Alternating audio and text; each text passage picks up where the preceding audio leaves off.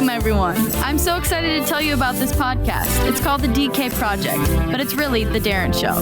The DK Project is a radio show, but without the radio. So sit back, buckle up, and enjoy the ride. Let's go! All right, everybody. Thanks for tuning into The DK Project. Today, zooming in, we've got Joe Finfera. He is a working actor. He's got a bunch of other stuff going on, but this guy is grinding it out in the acting world. He's done a whole bunch of stuff that you probably recognize from, soap operas to movies to anything and everything. Really good dude. He's really got a good message, and it was a great podcast. So make sure that you tune in, tell your friends. The way we get this thing going is if you have your friends download and subscribe and share the word, spread the word so that we can keep the old podcast going. So without further ado, the latest episode of the DK Project. Welcome back to the DK Project. Today we got Joe Finfera zooming in, and we're going to check and see what he's been up to. We talked a little bit before we got on the air about some of the craziness that he's up to, filming and acting. How are you, sir? I'm doing great. I'm doing well. I went to eat in a restaurant for the first time past weekend, and the rest of the country, they've kind of opened up a little bit. We're really slow to the draw with opening up again. Are you in California? I was very, very happy to be able to get into a restaurant and eat for the first time. Because you're in sunny California. I feel sorry for the staff. Can you hear me? Yeah. You're in sunny California, right? Yeah, I'm in Southern California. I'm in Los Angeles County. So I'm right in the heart of it all, where I think we have the most cases, period. All the stores are really good about it, but it's you go to the parks, if you go running and stuff, there's tons of people playing basketball and everything without stuff. But that's here or there. I just try to do my part, Oh, man, I tell you, I was out. I actually went to a bar last night, and it was way out in the middle of nowhere, way out there. And they actually had popcorn, like, when you go to a bar and you can get your own popcorn, and they had that. I'm like, is that really safe? But by the taste of the popcorn, they maybe popped it before the pandemic, so it's been sitting there for quite a spell. But yeah, I don't know. It's funny. You go to different areas and they handle it differently. Like, some people are really worried about it. Some people aren't worried at all. But I know California is like, yeah, I've seen that too. Lockdown. Yeah, you're right. You're absolutely right. Now, I don't know if you've experienced this, but I'm out and about wearing a mask, and I'm pretty friendly. So, back in the day before we wore masks, we could smile and people knew you were smiling. So now I walk around and I'm smiling at people, but they can't really tell I'm smiling. But for some reason, I think they can. They can't see through the mask. So anyway, So I think the new smile is going to be like lifting my eyebrows will be the new smile. Hey, I have heard that. Although you could get a mask that has the big smile painted on it with the tongue hanging out, send the right message right out of the gate. That's a great idea. So you're always smiling. Yeah. I love it. Well, it's also, that's a great idea. It's also a much easier way to, for an opening line, if you're working on an opening line, is to say, I know you're smiling under there. I don't have to see your eyes move. I know you are. And that'll usually get them to smile. Are you a single guy? Am I what? Are you single? I am single. I date. I'm single. I do have 2 kids. So my kids are older now. Thank God. Thank God. But I'm blessed. I have really, really good children. My son's 18 now. My daughter's 15. Daughter's still young, but girls just mature faster than boys. So a 15-year-old girl is really like a 30-year-old woman. But both of women mature faster than us men. That is a fact. I'm sorry. It takes us a while to catch up. I think by the time men are 40, we catch up to the actually, I don't think we ever catch up to the intelligence of women. I just think women are the intelligent species. Wow. Someone's impressing somebody. Well, it's true. And it is true. And I just even from my own, just like looking at my own self, looking at my son and watching my daughter, it's just, women just are, they literally are looking at everything. They're in tune with everything. They're thinking about something else. They can multitask. And us men, we cannot. We can only do one thing at a time. And it's women that have the gift of doing many things all at once. I think we're ready for a woman president and a woman vice president. I'm all ready for it. I think we need to have it. Sorry to get political, but I did. I think we're getting close to having to retract your man card. I'm questioning whose team you're on here all of a sudden. No, I totally get it. It's a different time, and by all means, I've got I've got 2 older sons and then a daughter and then a younger son, and yeah, it's totally true. The advancement from the girls is much faster than the boys. That's for sure. Right. But I don't I don't know. I would just wish we would get something going in the lines of a woman doing something so that, they can show us what they can do. Cause it's been a lot of talk for a long time. I think I'm more for, no matter what it is, I'm more for the best person for the job. Bingo. And so I think, I don't think we've always done that. So I think it's important, no matter what it is. I'm not talking politics. I'm just talking in general. Yeah. We just have to, in general, we have to just make sure that we're open for the best person for whatever it is. And that's just the key to our society, the best person. So that's really what I believe in. And the golden rule. What's that? Got to follow the golden rule. The golden rule. What is it? The golden rule, don't hurt anybody. Always do your best. If what you do hurts somebody else, then it's not the right thing. Always do the right thing. Oh, for sure. Listen to this public service announcement. I love it. I was looking over your IMDb. For those of you who don't know, Joe Finfera is quite a resume. You got quite a little list of things you've done, man. You are a man about town, and it ranges. I was looking all the way back. This says Jesse on there. Is that the kids show, Jesse? No, good question. I know no, it's not. It goes back even further. It is a show. It was a show on NBC. It was a sitcom, and it starred Christina Applegate. Ooh. And it was right after she did Married with Children. I guest starred on 3 episodes of a show called Jesse back in 2000. Oh, I do remember that. Oh, yeah. Funny. So then I actually just watched her Netflix show, Dead to Me or something. That's pretty good. Yes, it's very good. It's incredible. I get a charge out of Peggy Bundy keeps showing up and everything. She has a cameo in that one, and then she was in I want to say Natural Born Killers, but it wasn't. It was the biker one. Damn, that was good. DK is thinking of the Sons of Anarchy. I actually watched it twice. She's a great actress. They're all good. All good. Yeah. Everybody from that show's done well, except for the kid. He's done okay. I don't know. He does okay. He's a sweet guy. I've met him a couple times, he's actually a really, really nice young man. Very, very smart guy. Good guy. What kind of stuff is he doing? I believe he does podcast radio type stuff too. And he does, and he's got his own, and he produces some of the stuff. He still does acting, and he produces some stuff as well. So he's still out and about. Today's day and age, there's so many vehicles to do something that's hard to keep track of what everybody's doing. Yeah. Because there's so many networks. It's so different than it was back in the day. It's different. We just had ABC, NBC, and CBS. Yeah. Now we still have those shows, but we have Netflix, Hulu, Amazon. So to keep track of what 3 layers of those. Doing, it's challenging. There's even 3 layers of those with NBC Plus and NBC Sports. The ABC. There's all kinds. It gives you anything you could possibly want at any time. I was at this bar last night in Timbuktu, and it's so cliche, but they had a Little House on the Prairie marathon going on the TV in the bar, nice. And I'm like, we must be in rural America.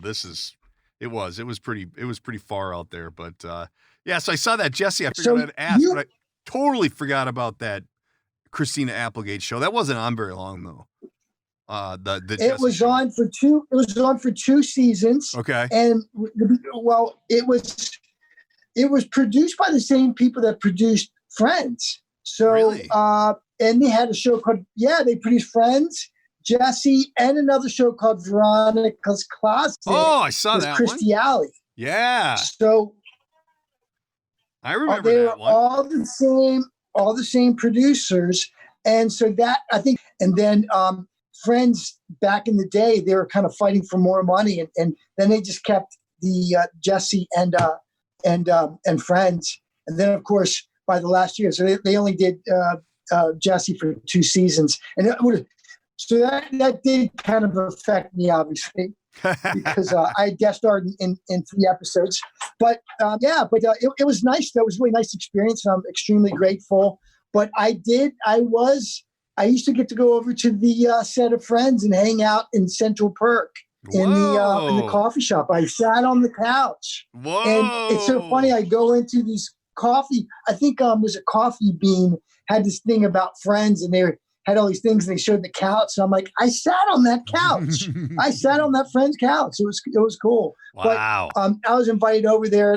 I met all the cast. All the cast was very friendly and nice. And of course, it was the same producers and directors.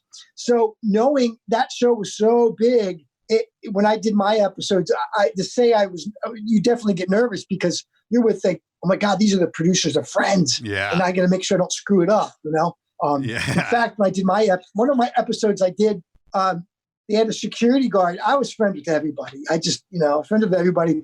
And there always have security guards there. And the one security guard actually, he's like, hey, you should say your line this way. So I got coached by the security guard. It was wonderful. I mean, how great is that?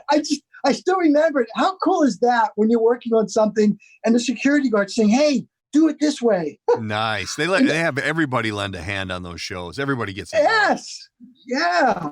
It was cool. So yeah, I'll never forget that. It was a great time. And you never forget stuff like that. But after that, I did a small independent. David Schwimmer produced this independent project called it was called what the heck was it called? I got it right here.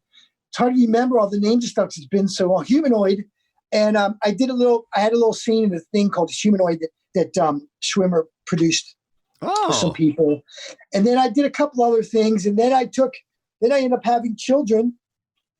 And I didn't end up having children. I chose to have children. And things, it gets tough to just hang into the entertainment industry because of survival. So I still did things, but not that much. It was more about more about stability. So the kind of story that it really is interesting for people to know about today is I didn't really do anything for probably 15 years. I did a lot when I was younger, in my 20s. I did the sitcom stuff. Did a lot in my 20s, but I took a long hiatus while my kids were growing up because it was just hard to have that stability. And I was a product of divorce, so I divorced. So I'm raising my kids, and it really made it hard. I wasn't really able to go on and do things like that because time with my kids is very difficult. So when my kids got older, my children knew about what I did before, and so did my family.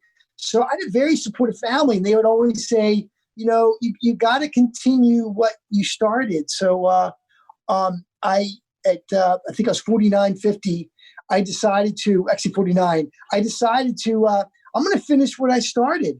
And I went back and things have changed. It's a lot different than it was back in the 90s. So now, 2000, I think I started again 2017, 2018. It's different, but still the same. And I was fortunate enough that I started booking things right away. And really one of the first things back in the gate was an episode of General Hospital. So I was just on cloud nine that they hired me to do an episode. And I played a kind of a mob guy that made these phony passports. And that kind of got the ball rolling. So that was exciting to be in an office setting for 15 years. And I still do an office job. Don't get me wrong. I've done well in the business world. I mean, I'm a VP of sales for a marketing company. So I've kind of married my entertainment stuff and the commercials I've done Nice. with the business world. And so I do work in marketing. And I think that skill in marketing has helped me market myself as an entertainer now in my 50s. Oh, I'm And sure. so back in the gate, I jumped in. I did, like I said, got on General Hospital, and then I just kept on auditioning. I knew I had to do some other projects, so I started doing some short films, and I ended up getting cast as a starring role in a film called Things Buried, and it's on. So after you, I want to actually go back to the start. Like, how did you get started in this? Like, how does it all of a sudden? Oh, I'm going to be an actor. I mean, like, did you happen across somebody? Did you pursue it in college? I mean, how did you get into this? No, that's a really good question. So, I would say where it really all started was when I was growing up as a youngster in Maryland. My grandfather was an actor, and he was a musician. And he came out here to California, and he was out here for about 6 months, and he did some episodes of the Three Stooges, and he would talk about that. He wasn't here very long. He got kind of lonely, so he would talk about that with us when we were kids. And so that was always something somebody asked him. And now my grandfather was a musician, and he played 6 instruments. He played the piano, the guitar, the banjo, the bass, the fiddle. Yeah, he was such a talented man. And he on weekends he would come by, and we would all have these family sing-alongs. I remember that to this day, and that's kind of stuck in my mind. Not my mind, but that's part of my personality. You'll catch me. Somebody will say something, and if it sounds like a song, I'll end up singing the song. So I sing half the day. I am not a singer by any means, and nor do I want to be. But I do love music, and because of my upbringing, I'm always singing.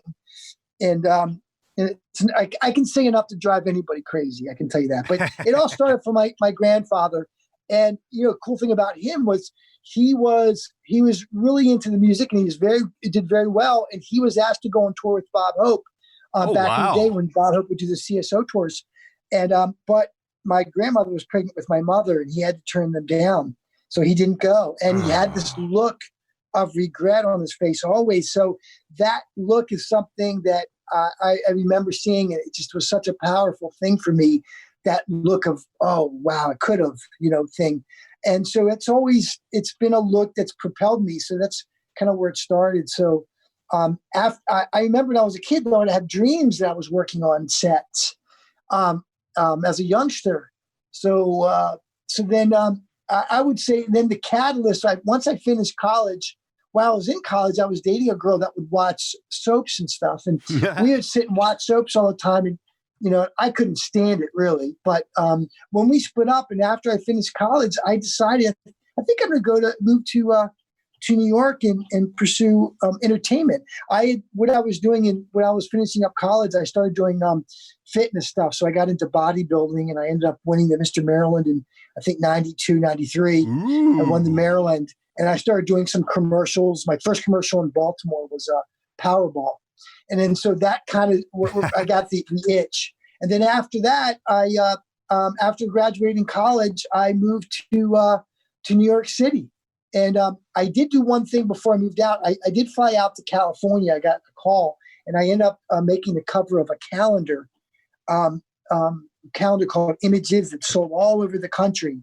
And then that kind of gave me the traction to know that I got some traction here. I think I can use this to help me get some other jobs. Man. And I used that kind of as a calling card to maybe book some things. And so I ended up making the cover of a calendar, graduating college, and I moved to New York City as a young guy. It was pretty tough, but I remember working on trying to get work in New York City, but I felt like, man, I made the cover of a calendar. That's going to be my calling card. That really made me, when I started feeling depressed, I always felt like, I'm doing the right thing.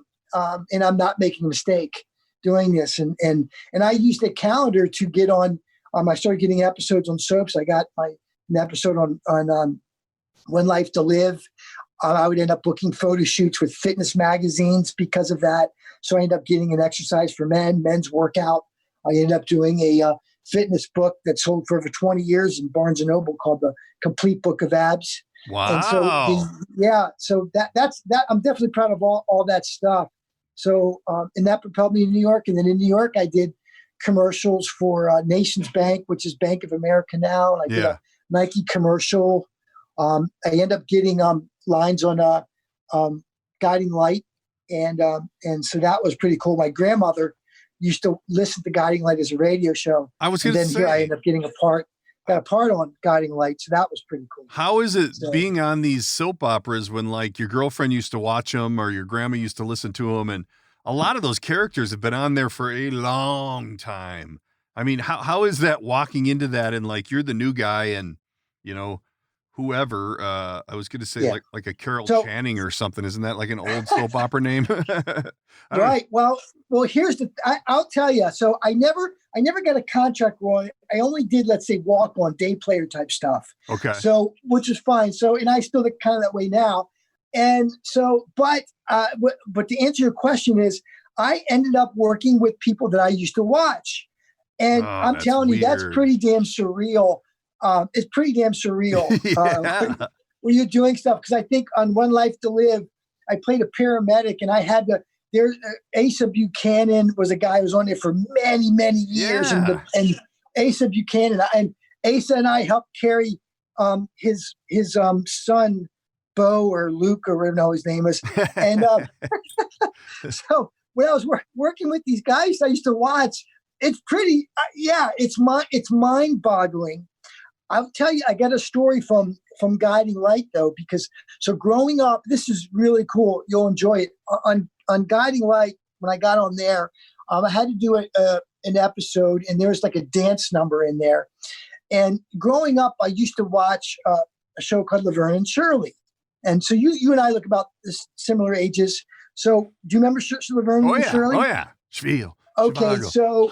so 1, 2, 3, 4, 5, 6, 7, 8, Schlemiel, Schlemazel, Hassenbemp Incorporated. We're gonna do it. Give us any chance, we'll take it. Read us any rule, we'll break it. Laverne was dating a guy named Carmine Ragusa, the Big Ragu, who was a dancer. Do you remember him? No, but I love the name. Okay, the Big Ragu, who was on Laverne and Shirley, that was Laverne's boyfriend. So I'm on Guiding Light. He's in there. They hired him as the choreographer for this dance thing I was doing on Guiding Light. And it was the coolest thing. I'm like, oh my God, here's a childhood actor that I watched, basically because it was Laverne and Shirley, Happy Days. They kind of were hand in hand. And so there's this guy I watched all these years and he's choreographing. That's Carmine. Carmine, that's right. Yeah, Carmine. Sure. How funny. Isn't that cool? World. So he's choreographing me. So I remember after I finished the episode, I was leaving the studio, and as I'm walking out, I hear a guy say, "See you later, Joe." And I turned around, and it was the Big Ragu. It was Carmine Ragusa saying, "See you later." And I thought, "Oh my God, the Big Ragu knows I exist." And I was just, I was on cloud nine. I thought that was the coolest thing. I mean, I grew up in a small town in Maryland, and here the Big Ragu knows I exist. Man. I called I rushed home because back then there's no cell phones. Yeah. I rushed back home, and I called all my friends and said, "Oh my God, the Big Ragu was my choreographer, and he knows who I am." So that was the coolest thing, man. That was cool. I was looking at, I pulled him up, and it looks like he's got a pretty rough DUI picture out there. That he had, everybody. Well, thank God I don't drink and drive. I tell you what, with Uber, there's no need for anybody to drink and drive anymore. Right. With Uber, and there's no need. So anybody's ever thinking about it, stop. Because it'll cost you $10,000 or you could kill somebody. Yeah. So don't anybody, even one drink. I won't even, I'm getting to the point as I get older, I'm more paranoid. I won't even do one drink. Yeah. No, you can't. You can't do that. You can't take that risk. It's not worth it. You're putting someone else's, it's not just your life, it's a family, it's someone else's. So So with that, you can't do that. So I'm empathetic for people that go through these rough times, you know? Yeah. So it's sad. And it's also sad when you're really known that they exploit people like that. But So yeah, it's sad. But you And weren't the big and they make a Ragu's phone mistake call.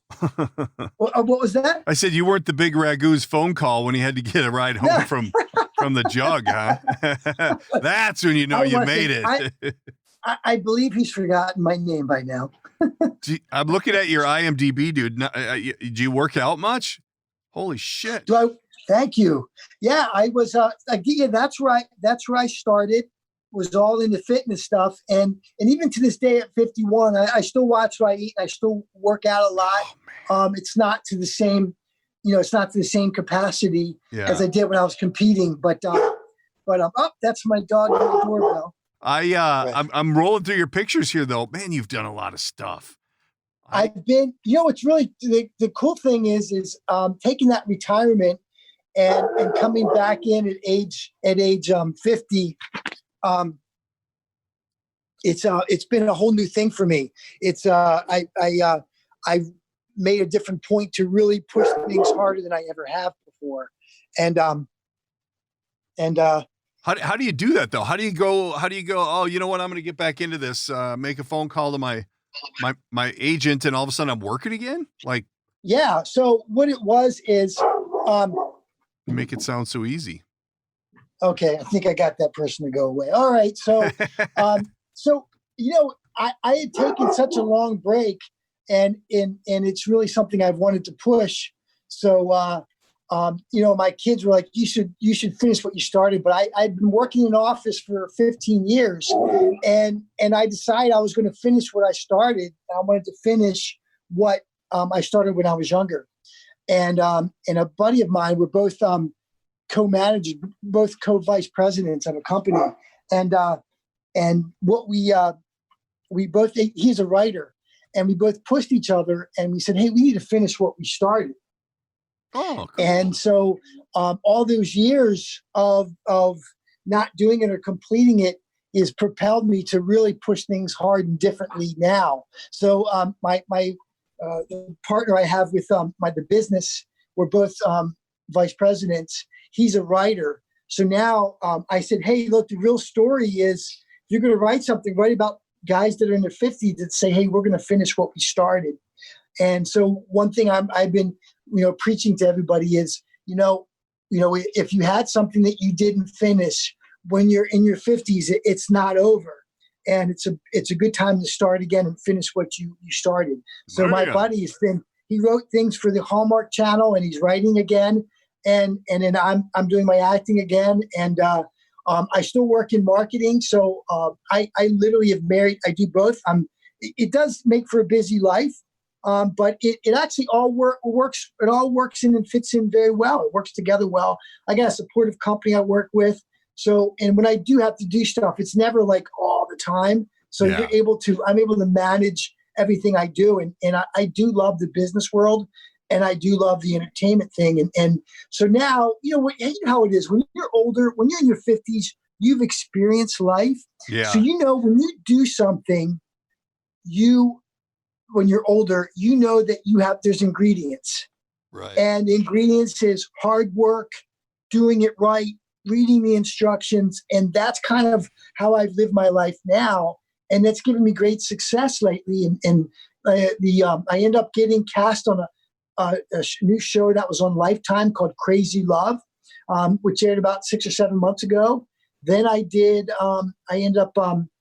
got booked on a show called Betrayed, which is produced by the producers of House of Cards. Oh, and nice. I think it was their 4th episode of a show called Betrayed. It's on, it just aired, I think about 4 weeks ago during the quarantine. So it was nice to have something airing, even though you can't really work right now. Yeah. And then it's actually, and they show it on, it's on Amazon as well. So it's season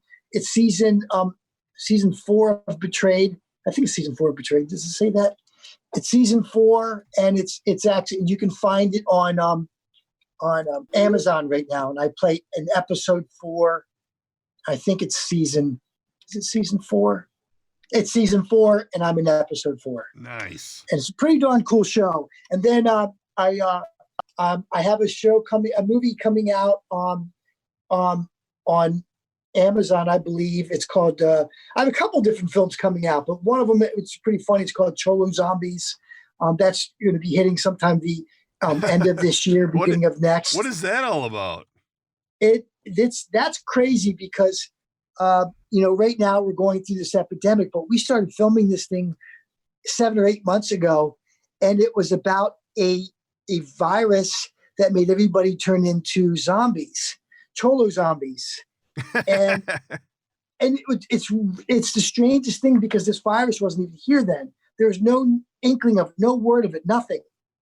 And it's just kind of serendipitous. I play a reporter, and I was my character name was Wolf Cooper, and I named Wolf Cooper, so it's a mixture Cooper. Of Anderson Cooper and Wolf Blitzer.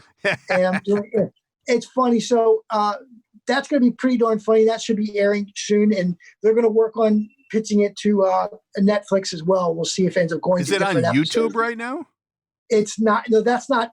It's not out at all. Okay. But there is one film that's on Amazon right now, which I would say I'm proud of, and I think it also could help people as well.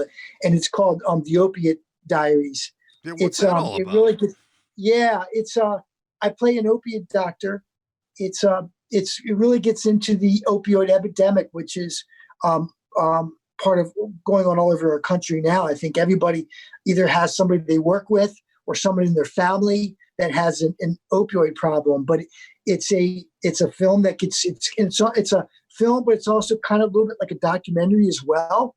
And I really think it should be shown in high schools, and you should see it because it really, if you ever it make people think twice about taking, Vicodin or pain pills if they have an accident, because it can lead to so much more things. And the addiction of these painkillers is horrific. And we just need to know that if you are doing that, and you have to, you really need to be careful. And the film gets into that. So I think people should see that to understand how powerful things are and where addiction can lead to. And I play the opioid doctor. I play the bad guy kind of, but not really, because I'm doing it to help people. But the thing is, and that's the way real life is. Doctors prescribe these things to help, but we as a consumer need to understand that how dangerous these things really are. Yeah, it's gotten a little out of control as of late. So anything you can do to help with the cause is exactly a step in the right direction. I got to think, an actor dude in his 50s, looking the way you are, working out all the time, being on these soap operas and shows. You got to have quite a little Rolodex of ladies and gentlemen pursuing you. I got to think. Is that true? I mean, is it true what they say about these Hollywood types, which you are? It's absolutely not true. What? Don't wreck it for everybody. You're supposed to lie. It's the thing. Here's the deal. It's not like, I think when you're in college, you're in a place where you're seeing all kinds of people. But right now, I go into my office, I'm a boss, so nothing's going to happen there. Everything you do is pretty much online or talking to people on the phone. And you're not like going to the same place all the time. And then when you go to the gym, you're too busy working out. Oh, so it's not like you got to shift your efforts. It's not like you think. It's not like you think it is. And of course you can't go into a grocery store and say, hey, so people think you're crazy. So it's not, true. It's not really what you think it is, Oh, man. But you also got to realize too, I've been married and divorced. So, I go on dates, but you're definitely a little bit gun shy because you've had a lot of, as you go through, relationships are difficult. Man, yeah. Wow. There's a lot of disappointed people listening right now that are like, oh, so it's not true. Maybe that's just rock stars. It's not actors. It's just rock stars. It's rock. It is rock stars, right? 'Cause it's not like, so yeah, if I was a rock star in a band and there's all these people coming, to see. You're right. That, and they get these roadies. So yeah, it's not like that with actors because I could be one day working in my office, and then the next day I'm off on a set, and then the next day you're back at your house again mowing your lawn. Then I'm out mowing my lawn and weed whacking. So it's so funny, and it's like if you have relatives that kind of want to come and see you, they think that this is glamorous, and I'm like, it's not. You spend more of your time marketing, trying to get things, and it's the end result is what looks glamorous. Yeah, right, and how it's presented. But it's and for me, it's a lot of hard work. And I've been don't get me wrong, I go on dates and I'm dating, but if there's a young lady who's like wants to date, and then I'm off working on my lines or trying to submit myself on something or doing an interview, it leaves me with very little time. So they get kind of angry. It may be nice for a second, but then they get angry. So that makes things challenging. But, Einstein had a quote and said, if you really truly want to be happy, make your happiness on your goals and not people or things. And so so when you look at all the things I've done recently, it's because I try to take my happiness away from people and put it on my goals. And that's made things a lot different. I have better relationships that way.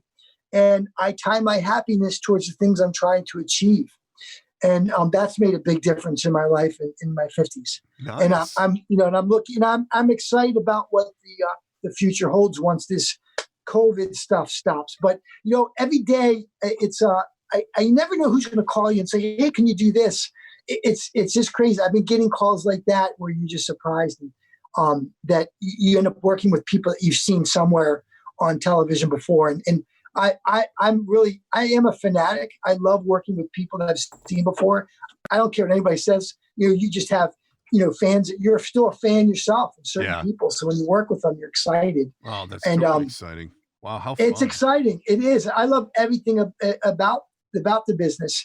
But I still also like working in the business world as well because, and it's pretty neat too because I've had when I first started back into it, I had some people that worked for me. They called me up and said, "Hey, I just saw you on this show." So I didn't really say anything at first. So when people that work for you end up seeing you on an episode of something, it's pretty funny. Or even clients of yours too. Oh wow! And that's actually cool. They like the fact that they can call you for business, and then they saw you do an episode of the show. Wow, I run into that every once in a while with people who listen to the podcast, and you run into them or they'll have a T-shirt on or something, and it's like, oh man, what a small world! It's crazy. Wow.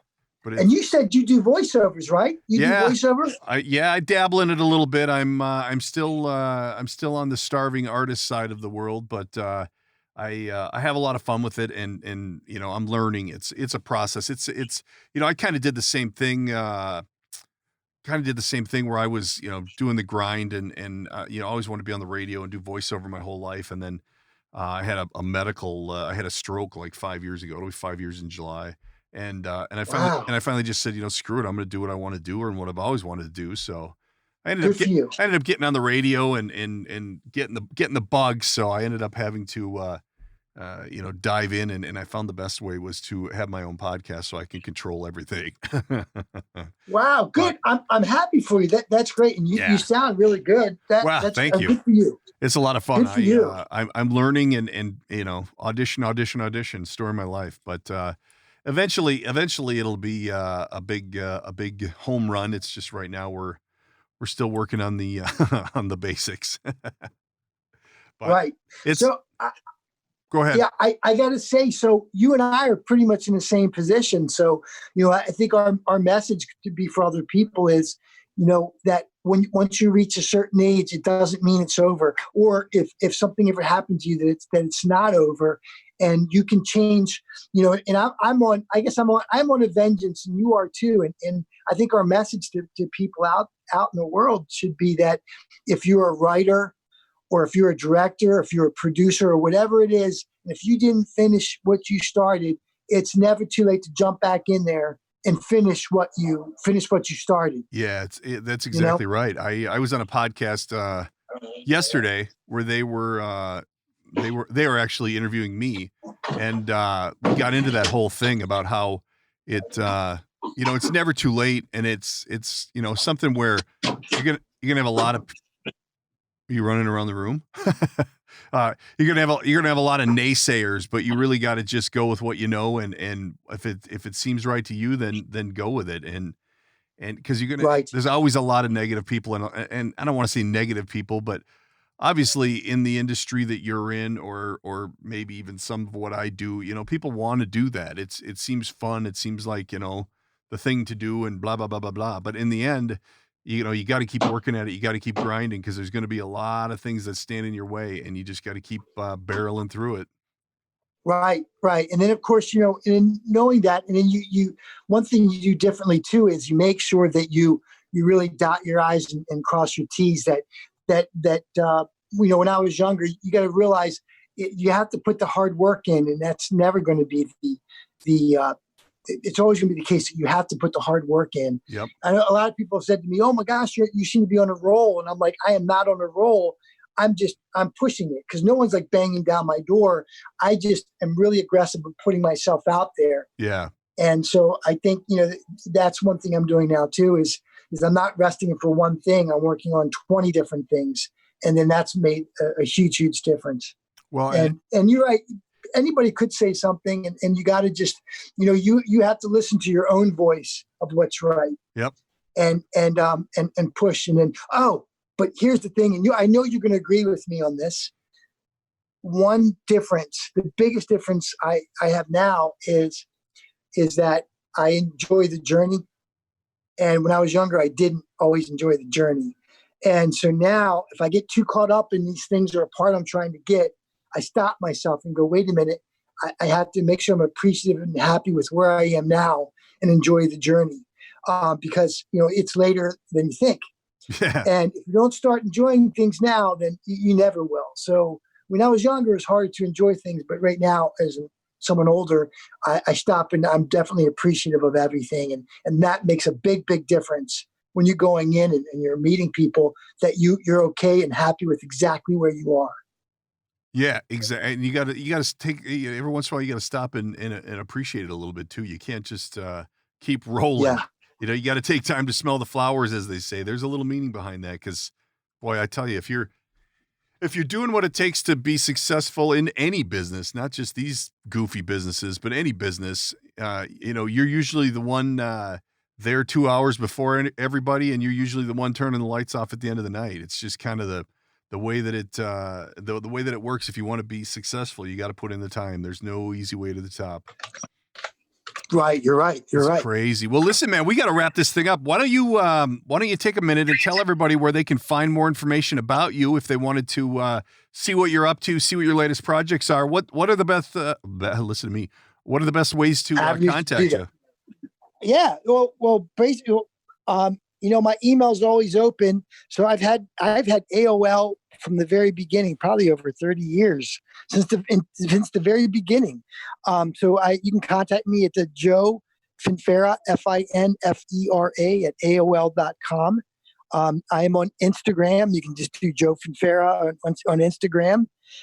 You can, and of course, the old-fashioned way, the IMDb. You can catch me on IMDb, and it usually has more current stuff that's going on now, or films in production, etc. And Facebook, you can go on Facebook as well. I almost got my 5,000 friends, so you got to be careful with that. But wow. Instagram and Twitter, you can do Twitter as well. And to Joe Finfera on Twitter, Instagram, pull my name up, and I'm on there. Oh, the other thing too is whenever I do an episode of something, I do post it on YouTube. So you can do on Joe Finfera on YouTube. I have a YouTube channel, just Joe Finfera, and then you can watch some different clips I've done on different shows. Oh, fun! I try to always post that.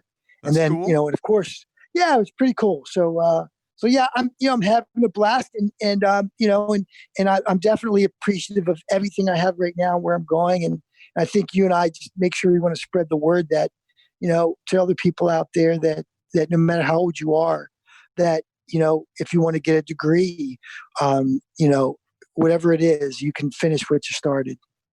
Yeah, no as long as you really want to do it. That's awesome. All right, Joe. Well, thank you so much, man. We're going to check in with you from time to time and see how things are progressing and see what your latest greatest is. So until next time, we thank you, Joe, and make sure you tell all your friends, subscribe, and give us a review. Check out the next episode of the DK Project. Thanks, everybody. Thanks, buddy. That's it. That's the end. That's a wrap. Read the shtick. That's a wrap for today's episode. Don't forget to subscribe and tell all your friends. If you'd like to reach out, you can use the studio line at 612-504-6500 or by email, thedkprojectpodcast@gmail.com. And of course, there's always social media at the DK Project Podcast. Thanks for tuning in.